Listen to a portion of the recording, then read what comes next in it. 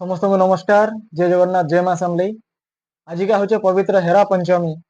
आई हेरा पंचमी रे माँ महालक्ष्मी प्रभु जगन्नाथ नंदीघोष रथ भांगी जासन राग होकर तो ताहिके नहीं छोटे कविता लिखी आशा कर भल लगला। जदि भल लगे प्लीज लाइक शेयर कमेंट जहाँ अच्छे आप मन में करदेवे। मैं आगे आहरी भल लिखवा के चेष्टा करमी। तो कवितार ना हूँ आज परा हेरा पंचमी। माँ महालक्ष्मी आज हेरा पंचमी रे प्रभु जगन्नाथ को राग होकर कहन एकला श्री मंदिर रे अछन भाई भौणी को सांगरे नहीं भाई भौणी को सांगरे नहीं माउसी घर को गल पलाई न कहला पदे मते एका करी मते श्री मंदिर रे बसी चलीगल रथे प्रभु तुम्हें बसी चलीगल रथे। माँ महालक्ष्मी इटा कहून जे भाई भौणी को सांगरे नहीं माउसी घर को गल पलाई न कहला पदे मते एका करी मते श्री मंदिर रे बसी चलीगल रथे प्रभु तुम्हें बसी चलीगल रथे गोटे दिन रे फेरी कही प्रभु जगन्नाथ कही दिन में फेरी आमी बाकी नहीं फेरी ना से लगी मन टे दुख अच्छे जे गोटे दिन में फेरी भी कही चलीगल भाई भौणी नहीं कथा तो रखिल ना। गोटे दिन में फेरी भी कही चलीगल भाई भौणी नहीं कथा तो रखिल ना। बड़ देउल जगी बसी मु तुम बाट को अनाई प्रभु तुम बाट को अनाई। गोटे दिन में फेरी भी कही चलीगल भाई भौणी नहीं कथा तो रखिल ना। बड़ देउल जगी बसी मु तुम बाट को अनाई प्रभु तुम बाट को अनाई। आज होगला पंचम दिन आज होगला पंचम दिन मिलानी प्रभु तुम दर्शन मते न लगे भल एकला माँ मंदिर रे अच्छा भल नहीं लगा प्रभु 5 दिन है न गले न आज पंचमी है।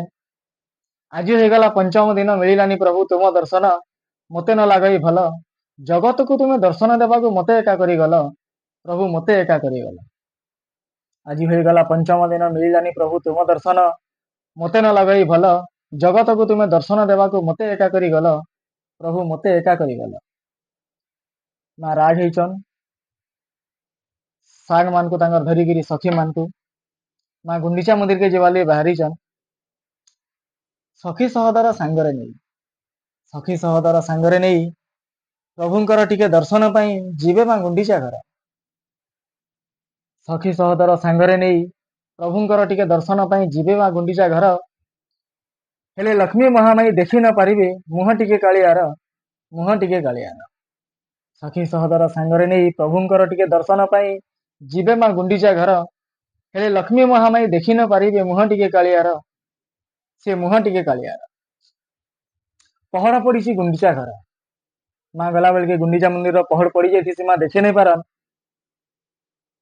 तो से पदे अच्छी पहड़ पड़ी गुंडीचा घर देखा देले नहीं कला ठाकुर पहड़ पड़ी गुंडीचा घर देखा देले नहीं कला ठाकुर मनरे होई विरस पहड़ पड़ी गुंडीचा घर देखा देले नहीं कला ठाकुर मनरे होई विरस जगत जननी राग होई आज भांगी देवे नंदी घोष आज भांगी देवे नंदी घोष।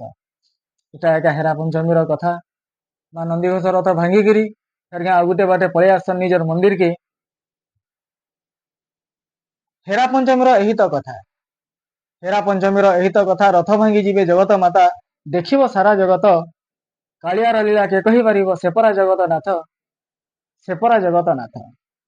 हेरा पंचमी यही तो कथा रथ भांगी जीवी जगत माता देखिब सारा जगत कालियार लीला के कही पार सेपरा जगत नाथ सेपरा जगत नाथ सेपरा जगत नाथ।